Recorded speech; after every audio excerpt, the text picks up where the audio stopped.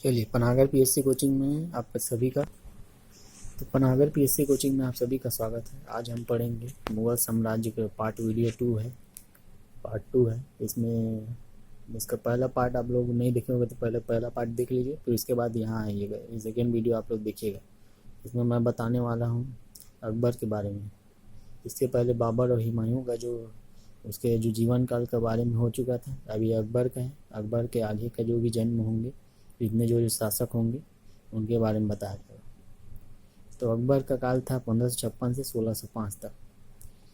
तो इसका जन्म जो हुआ था, इसका 1542 में हुआ था। इसका जन्म याद रखिए, 15 अक्टूबर 1642 इसका जन्म कब हुआ था इसका? 15 अक्टूबर 1542 में हुआ था, इनका जन्म हुआ था।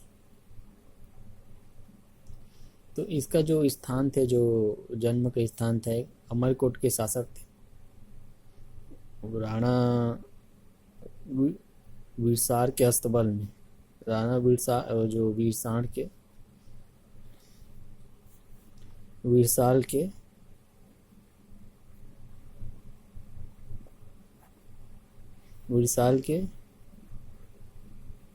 अस्तबल में,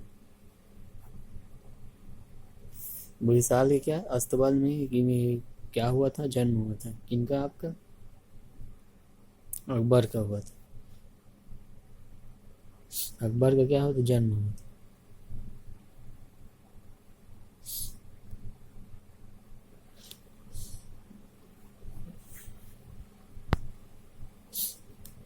था। इनकी माता का क्या नाम था? माता इनकी थी हमीदा बानो बेगम। हमीदा बानो बेगम। पिता कौन थे? हुमायूं थे। पिता का नाम क्या था? हुमायूं थे। इसका एक भाई भी था, एक हकीम, मिर्जा हकीम, जिसका नाम था, इसको पहले लिखना मिर्जा को, मिर्जा हकीम ऐसे। संरक्षण इसके थे। संरक्षण कौन थे? संरक्षक बैरम खान। एक इसका एक गुरु थे अब्दुल लतीफ ईरानी। अब्दुल लतीफ ईरानी थे। अब इनका देखिए, लिख दिया हूँ, आप लोगों को काम आए। वीरसाल के अस्तबल में हुआ था इसका जन्म। आपका अमरकोट के थे, शासक थे, मतलब राणा वीरसाल। और उनका ये पंजाब जो कालन और उसी टाइम उसी के क्षेत्र में आएंगे। पिता इनके हुमायूं थे, भाई हकीम मिर्जा हकीम थे, संरक्षक आपका बैरम खान, गुरु था अब्दुल लतीफ ईरानी। हिंदी साहित्य का स्वर्णकाल भी कहा जाता है इन्हीं को हिंदी साहित्य का स्वर्णकाल तो नहीं बोल सकते, लेकिन एक महत्वपूर्ण रोल था अकबर का टाइमिंग। उस टाइमिंग में मतलब काफ़ी विकास हुआ अकबर के समय में। क्षेत्र भी विस्तार हुए, काफ़ी क्षेत्र विजित किए इसके द्वारा। प्रशासन में भी बहुत सारे इनके द्वारा क्या चलाया गया, मतलब इनका विस्तार भी किया गया प्रशासन द्वारा। ये बहुत कम उम्र थे ये, जो 1556 में जब ये क्या किया गद्दी पर बैठ रहे थे, तो ये लगभग 13 साल के थे। 13 साल कुछ 4 महीने के थे। तब इनका उम्र में ही, मतलब कम उम्र में ही क्या किया था, ये राजगद्दी पर बैठ गए, बादशाह बन गए। 13 साल में। हम लोग कहाँ 13 साल में कहाँ कुछ होता है। 13 साल में क्या बन गए, ये बादशाह बन गए। राज्य अभिषेक के समय ना, अकबर उस टाइमिंग में राज्य जब अभिषेक हुआ, तब उस टाइम में अकबर क्या कर रहा था? अफगानों से युद्ध कर रहा था। जब ये अभिषेक हुआ तो अफगानिस्तान से क्या कर रहा था? ये युद्ध लड़ रहा था उस टाइमिंग में, जब इसका क्या हुआ था, आपका राज्य का अभिषेक हुआ था, जब इसकी गुरु गद्दी पे इसको बैठा रहे थे। तब इनका युद्ध अभियान मैं बताता हूँ, इनमें क्या क्या, मतलब युद्ध अभियान में कौन कौन से इनके दरबार में 9 रत्न भी शामिल थे। इन्होंने मनसबदारी व्यवस्था भी, सैन्य प्रणाली प्रबंधन हेतु जो मनसबदारी व्यवस्था इसने अपनाई थी। तो उनके सभी के बारे में मैं बताऊंगा धीरे धीरे। इसमें जो युद्ध अभियान थे इनके द्वारा चलाए गए थे उनको ही मैं बताऊंगा, क्या क्या सुधार किए गए इनके द्वारा, है ना। इनके बाद कौन कौन से शासक आए उनको धीरे धीरे मैं बताते चलूँगा। तो इनका तो एक पानीपत का युद्ध हुआ था। पानीपत का युद्ध हुआ था एक, इसको याद रखिए। पानीपत का द्वितीय युद्ध, पहला युद्ध हो चुका था 1526 में, द्वितीय युद्ध ये 1556 में 5 नवंबर को 5 नवंबर 1556 को हुआ था। अकबर की तरफ से था एक बैरम खां।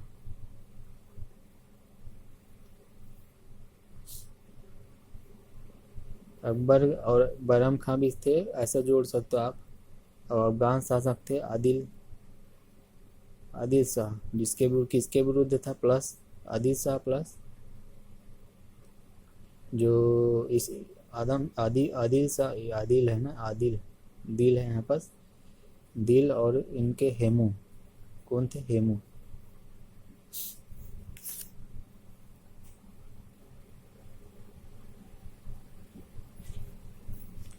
तो ये आपका आदिल शाह, हेमू और बैरम खां, इनके जो आपका अकबर के टाइम उनके हिसाब से क्या हुए परिणाम जो देखिए इसमें। तो अकबर इनमें विजित हो चुके। अकबर क्या हुई इसमें का इसकी आंख में, मतलब बोल रहा हूँ कि इसमें चोट लग गई हेमू के आंख युद्ध के दौरान ही। तो एक दुर्भाग्य टाइप का था जीत, और लगने के कारण उसमें भगदड़ मच गया। और हेमू उसमें जीतते हुए भी हार गया फिर। और फिर जीता कौन, आपका अकबर, मतलब जीत गया पानीपत का द्वितीय युद्ध। कई लोग इसको आलोचना में बोलते हैं कि संयोग मात्र था एक, कि मतलब वो देवी संयोग था जिसके कारण वो जीत गया। तो हेमू तो हिंदू था, एक हिंदू था ये आपका मुस्लिम था। ये आदिल शाह आपका जो उसका उनके द्वारा जो अफगान शासक था, हेमू उसका प्रधानमंत्री था। ये आपका शासक ये था, ये आपका प्रधानमंत्री था। ये गया था ये बैरम खां अकबर की तरफ से लड़ने के लिए।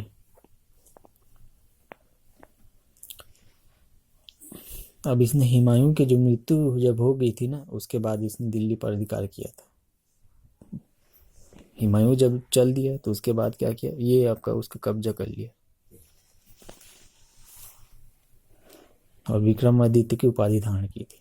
लेकिन बाद में ये अकबर अभी आया है ना, तो बैरम खां के संरक्षण में इसने शासन किया पहले। तो अभी जो बैरम खां के अंदर में शासन किया, क्योंकि उम्र कम है इसका अकबर का, 56 से आपका 60, या 56 से आपका 60। इसमें अभी कौन सा शामिल है, बैरम खां के संरक्षण में भी काम करेगा कौन, अकबर करेगा, अकबर द्वारा किया जाएगा। तो इसमें जो है बैरम खां को और क्या कर दिया, 1560 के बाद इसमें उसको मक्का मदीना के लिए, जो हज यात्रा के लिए भेज दिया उसको, तीर्थ यात्रा के लिए। उसके बाद ये खुद फिर ये क्या करने लगा, जब ये मतलब जा रहा था, इसमें एक बताता हूँ किस्सा। जब 1960 में 1560 में जब ये जा रहा था कहाँ, मक्का मदीना के दरबार यात्रा करने के लिए। तो यात्रा के दौरान ही मतलब उस टाइम में, मतलब अफगानिस्तान में ही इसका अफगानों द्वारा इसकी हत्या कर दी बैरम खां की। तो इसमें अकबर का कोई हाथ नहीं था, उन्हीं द्वारा अफगानों के ही मतलब षड्यंत्र था, नज़र में रखे थे उसको। फिर 1960 से 62 में फिर एक बार 1560 56 से सॉरी इसमें 60 से 62 तक एक पेटीकोट आया। पेटीकोट शासन किया 2 साल, क्योंकि इनकी जो माँ थी, उनके जो संरक्षण में हमीदा बानो बेगम थी, एक महामंगा थी, एक आदम खां थे। उनके संरक्षण में क्या किया इसने, शासन किया। क्या क्या बोला, महामंगा, हमीदा बानो बेगम, एक हकीम खां, आदम खां, उनके संरक्षण में क्या किया, ये शासन किया, क्योंकि उनके नियंत्रण में था, स्वतंत्र रूप से नहीं था। स्वतंत्र 1562 में जब ये स्वतंत्र हुआ 2 साल के बाद, तब स्वतंत्र शासक बना। अभी इसमें देखिए 4 साल, अभी 56 तक मतलब वो 13 साल का था। 4 और 2 6, तो 6 उसमें जोड़ दीजिए 13 में, तो 19 साल में मतलब वो स्वतंत्र रूप से 19 साल में वो क्या हुआ, स्वतंत्र रूप से शासन किया। स्वतंत्र रूप से क्या बना, शासक बना। अब इसमें बनने के बाद क्या क्या मतलब चलाया, कुछ सुधार किए इसने, इसके द्वारा जो जो टैक्स या व्यवस्था में बदलाव किए, उनका इसमें बताता हूँ कि मैं देखिए।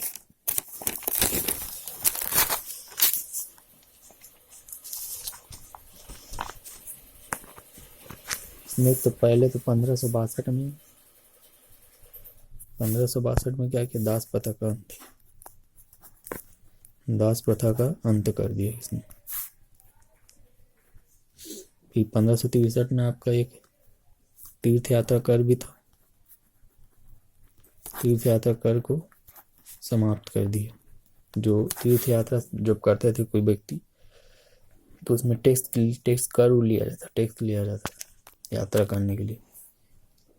जो भी बद्रीनाथ केदारनाथ जैसे हम लोग जाते हैं तीर्थ यात्रा करने, तो वैसी यात्रा हो जब उस टाइम में मतलब किया जाता था वृद्ध लोग के द्वारा, तो उसमें उसको फ्री कर दिया, मतलब बिना टैक्स के आप लोग जा सकते हो। और दास प्रथा था, जो दास रखने का 1562 में उस दास रखने की प्रथा को भी समाप्त कर दिया। 1564 में आपका जजिया कर आपका क्या कर दिया, समाप्त कर दिया। जजिया कर क्या कर दिया इसमें 1564 में आपका समाप्त कर दिया। अब जजिया कर क्या क्या था, जो फिरोज शाह तुगलक के समय के लगाया गया था, जो मुसलमानों से गैर मुसलमानों से क्या लिया जाता था, टैक्स लिया जाता था। तो इसमें ब्राह्मणों से भी लिया जाता था, उस टाइम फिरोज शाह लगाया था। तो जजिया कर को उसको लेने वाला जो कर था उसको समाप्त कर दिया 1564 में। फिर इसके बाद ये 1564 में ही एक आक्रमण की युद्ध अभियान था इसका, गोंडवाना। इसका आगे मैं बताऊंगा इसमें का, क्योंकि डिटेल में इसमें गोंडवाना पर इसमें आक्रमण किया। इसकी अभी उस टाइम में शासिका कौन थी, दुर्गावती कौन थी, उसकी शासिका थी 1564 में। फिर 1564 के बाद 66 गए, 66 से 67 में आपका मेवाड़ पर आक्रमण। कहाँ पर, मेवाड़ पर आक्रमण, जहाँ मेवाड़ राजस्थान में आपका 1566 इसमें मेवाड़ पर आक्रमण किया। इसके शासक कौन थे, उदय सिंह इसमें कौन थे, इसके शासक थे, मेवाड़ के शासक उदय सिंह शासक थे। इसमें मैं बताऊंगा इसमें जो युद्ध अभियान इसके कौन कौन से थे अलग से उसका, क्योंकि उसमें थोड़ा मेरे को डिटेल में बताना जरूरी है, क्योंकि ऑनलाइनर बताऊंगा तो फायदे में नहीं रहोगे आप। क्रम से आ रहा है इसलिए मैं बता रहा हूँ, क्योंकि उसी टाइमिंग था, इसको याद रख ले भाई। इसका मैं अलग से इसमें बताऊंगा, इसमें युद्ध अभियान में क्या क्या इसका काम का चीज़ था। मैं अभी ऐसे ही बता देता हूँ इसका युद्ध अभियान। 1569 में आपका जहांगीर का जन्म हुआ। फिर उसके बाद 1571 में आपका गुजरात पर आक्रमण किया, इसके बाद इसके द्वारा। फिर आपका 72 में 1500 जो फतेहपुर सीकरी का स्थापना किया। फतेहपुर सीकरी का क्या किया इसने, स्थापना किया। 1575 में ये क्या किया, इबादत खाना की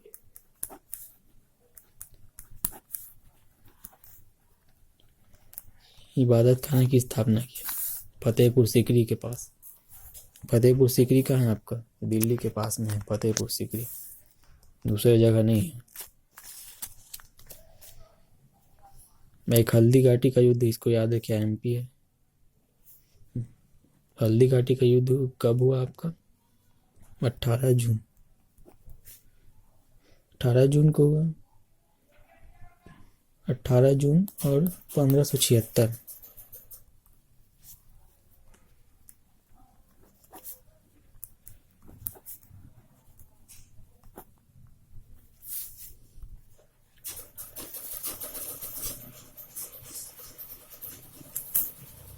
कब हुआ ये? इसका शासक कौन था? महाराणा प्रताप। इसका शासक कौन था आपका? महाराणा प्रताप। 18 जून 1576 हल्दी घाटी का युद्ध।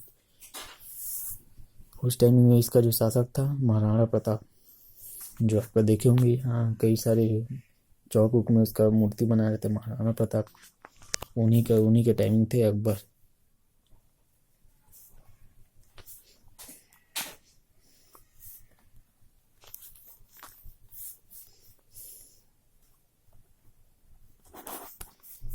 अब 1578 में क्या, इबादत खाना को सबके लिए खोल दिया गया। पहले तो ये 78 में क्या किया, इस इबादत खाने की स्थापना ही 75 में। फिर 78 में 1578 में इबादत खाना के लिए सभी व्यक्तियों के लिए उसको खोल दिया गया।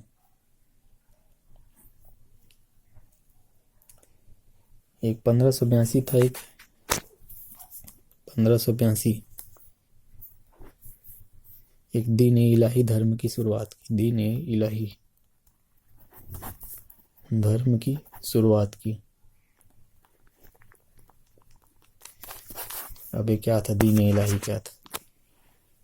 तो सभी था इसमें एक एक ये था दीन इलाही का, जो सभी धर्म के जो अच्छे अच्छे गुणों को क्या करना था। जो क्रिश्चियन हो, मुस्लिम है, और जो हिंदू है या जैन है, पारसी है, बौद्ध है, तो इनके जो अच्छे अच्छे गुणों को उनको मतलब संभाल के रखना, उनको संरक्षण प्रदान करना, एक आचार संहिता के रूप में उसको शामिल करना।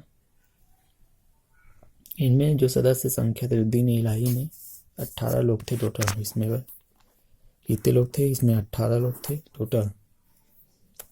और एक जन हिंदू था इसमें, सिर्फ बीरबल। एक जन हिंदू कौन था उसमें? बीरबल था।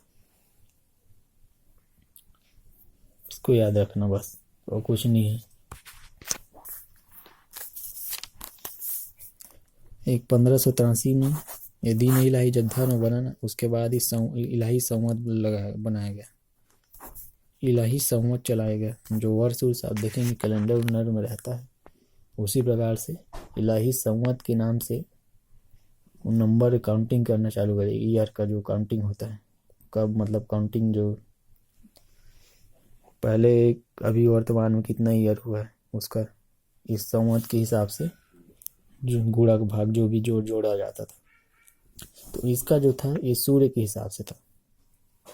जो सूर्य का देख के इन लोग क्या करते थे, मतलब काउंटिंग करते थे। और जो मुस्लिम लोग का आता है वो उसमें वो चांद को देख के उन लोग अपना डिसाइड करते हैं। आगे जब आएगा उसमें बताऊंगा। उन लोग का जो कैलेंडर रहता है चांद को देख के उनमें हिसाब लगाते हैं कि कितना अभी ईयर चल रहा है पहले के मुताबिक। और भी जो अभी तो हम लोग जो इस्तेमाल करते हैं कैलेंडर वाला, ये कैलेंडर आपका जो इंग्लिश कैलेंडर है, ग्रेगोरियन कैलेंडर, उस पद्धति पर आधारित है। हम लोग का जो हिंदी पंचांग वाला देखोगे तो उसमें जो चलता है विक्रम संवत और शक संवत उसमें लिखा रहता है। तो उसमें ईयर देखोगे तो उसमें अलग रहता है, क्योंकि वो पहले का जो उसमें उन लोग का गणना हिसाब अलग रहता है। एक 1585 में हुआ था कश्मीर का कश्मीर अभियान था। 1591 में दक्षिण अभियान। 1591 में दक्षिण अभियान।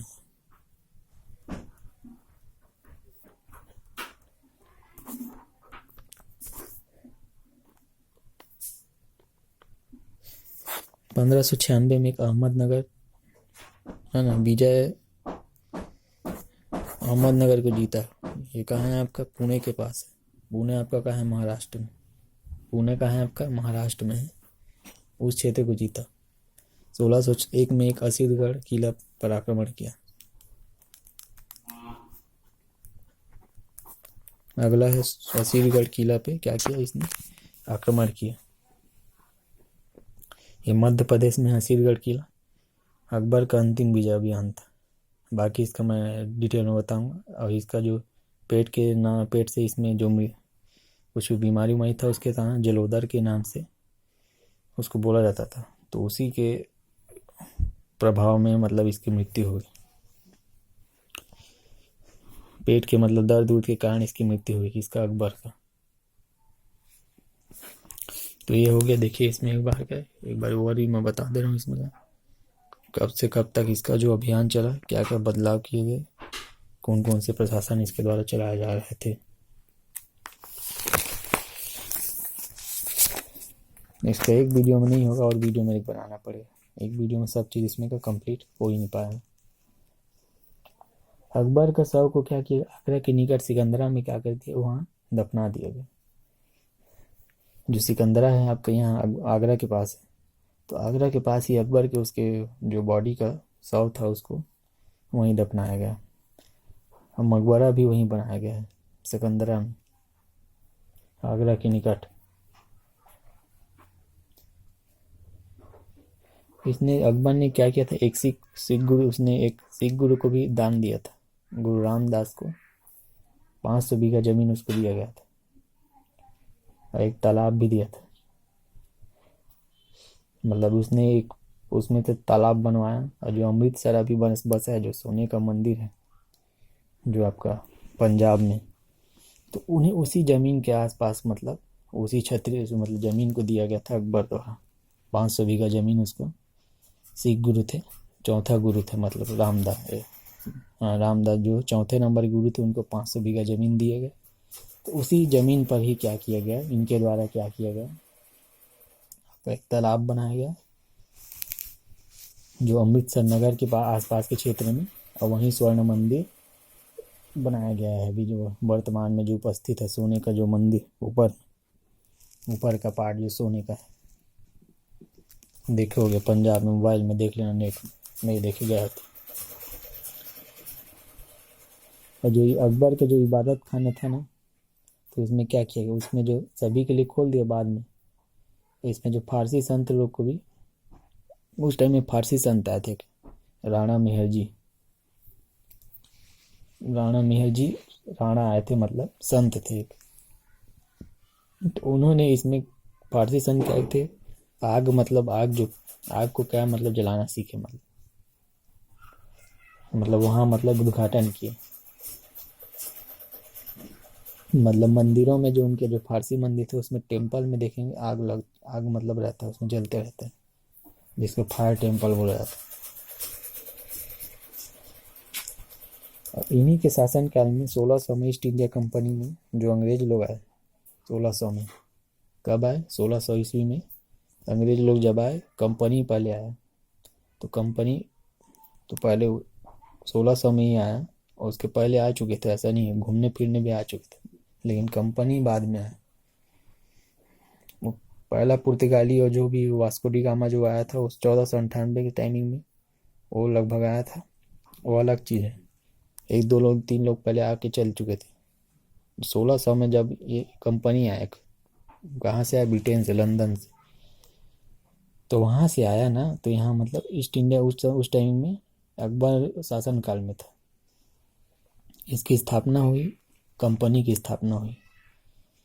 लेकिन जब उन लोग आते आते मेरे ख्याल से ना उसमें जहांगीर के शासन काल में पहुंचे,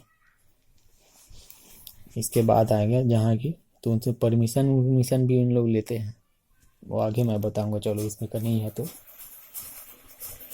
इसमें जो गौ हत्या जो करता था, किया जाता था, जो मतलब बलि वली चढ़ाया जाता था गायों का, उस टाइमिंग में फिर इनको प्रतिबंध करवा दिया गया था।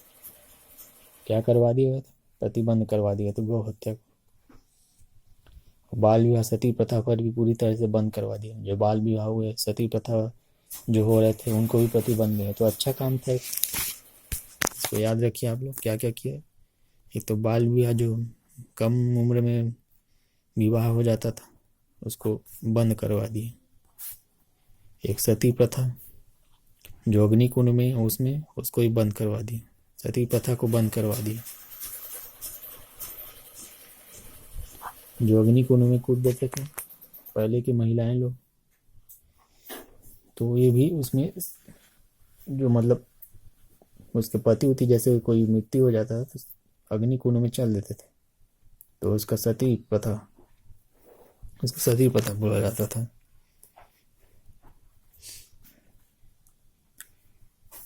इसमें जो उस टाइमिंग में जो पुरुष का मतलब 16 वर्ष था उम्र, और महिला का इसमें था 14 वर्ष,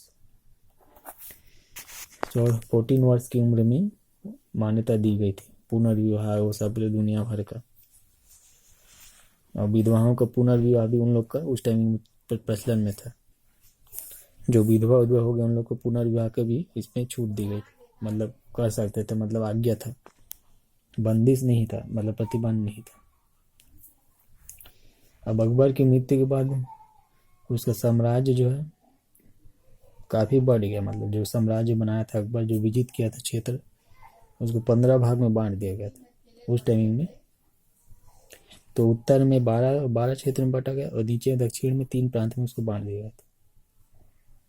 जो सब सैन्य प्रबंधन के या जो भी था उस, तो 15 प्रांत थे, उसमें से उत्तर में जो इतने 12 प्रांत थे और दक्षिण में आपका 3 प्रांत उसमें सम्मिलित है दक्षिण अभियान। ठीक है, अकबर के 9 रत्नों में से देखिए, इसके 9 रत्न शामिल थे अकबर के।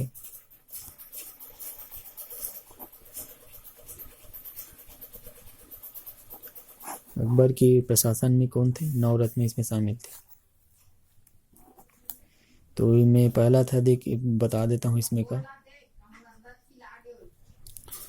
एक तो मान सिंह थे,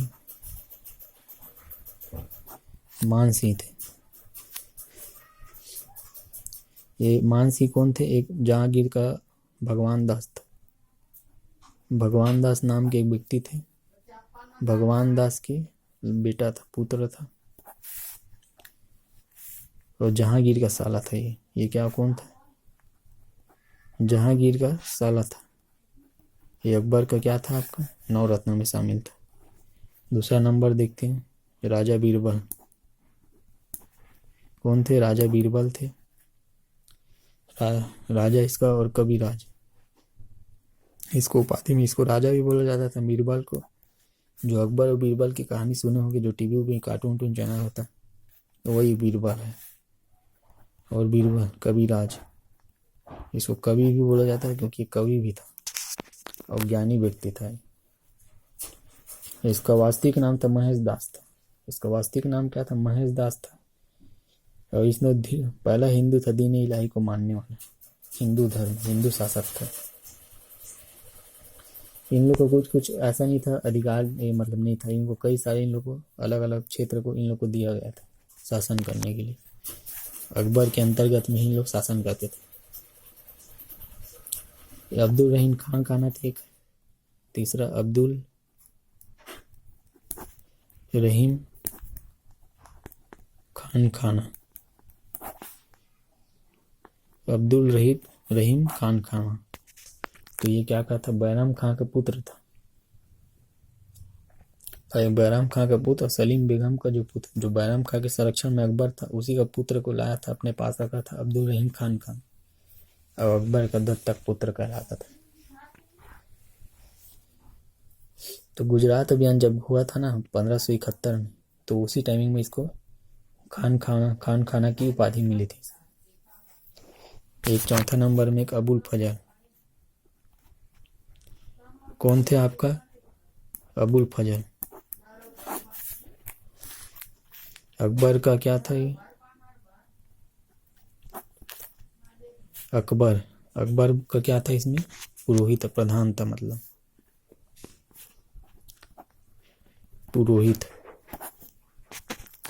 प्रधान था। कौन था? अबुल फजल। एक लेखक थे इसमें, लेखक थे। कौन थे? अबुल फजल आपका लेखक थे, कवि थे, समझ जाइए। इसने क्या किया था? अबुल फजल ने दीन इलाही का, उसका पंडित प्रधान के रूप में इसको सब उपाधि, मतलब यह प्रधान के रूप में इसकी नियुक्ति किया था, एक अधिकारी के रूप में अबुल फजल को। तानसेन था, एक तानसेन व्यक्ति था, इसका एक वीडियो में नहीं होगा, मेरे को और बनाना पड़ेगा इसमें लग रहा है। तानसेन भी था, संगीत क्या था ये। इसको कंठाभरण की उपाधि धारण मतलब इसको दिया गया था। जन्म इसका ग्वालियर में हुआ था। जन्म जो तानसेन का ग्वालियर में, ग्वालियर का आपका MP मध्य प्रदेश में। हकीम मुकाम अकबर का रसोइया। एक हकीम मुकाम नाम के थे। अकबर के क्या रसोई थे। अकबर के यहाँ खाना वाना बनाते थे हकीम मुकाम, जिसका नाम था। एक मुल्ला दो प्लाजा था, मुल्ला दो प्याजा। मुल्ला दो प्याजा ईरानी विद्वान था। कौन था आपका ईरान का था, व्यक्ति था, विद्वान था, मुल्ला दो प्याजा। ये प्याजो अजनी है भाई, इसका नाम था मुल्ला दो प्याजा।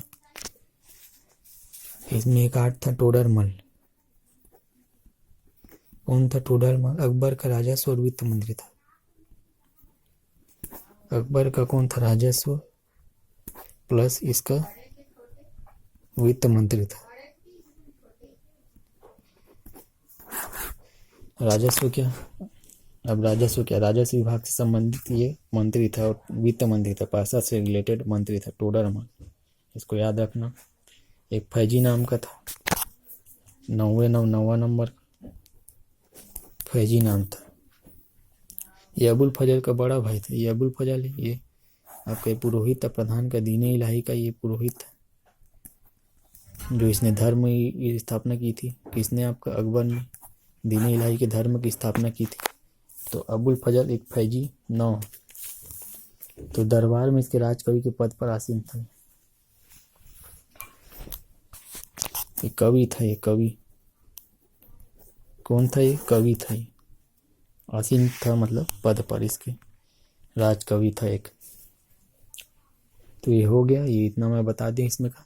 इस बार देख लीजिए 9 रत्न में कौन कौन शामिल है। मानसिंह, राज बीरबल, अब्दुल रहीम खान खामा, अबुल फजल, तानसेन, हकीम मुकाम, मुल्ला दो प्याजा, टोडरमल, फैजी। ये सब ये देख लो आप इसमें का। अभी एक वीडियो और आएगा इसमें का, आगे इसमें का बताऊंगा। तो वीडियो को देखने के लिए आप सभी का धन्यवाद।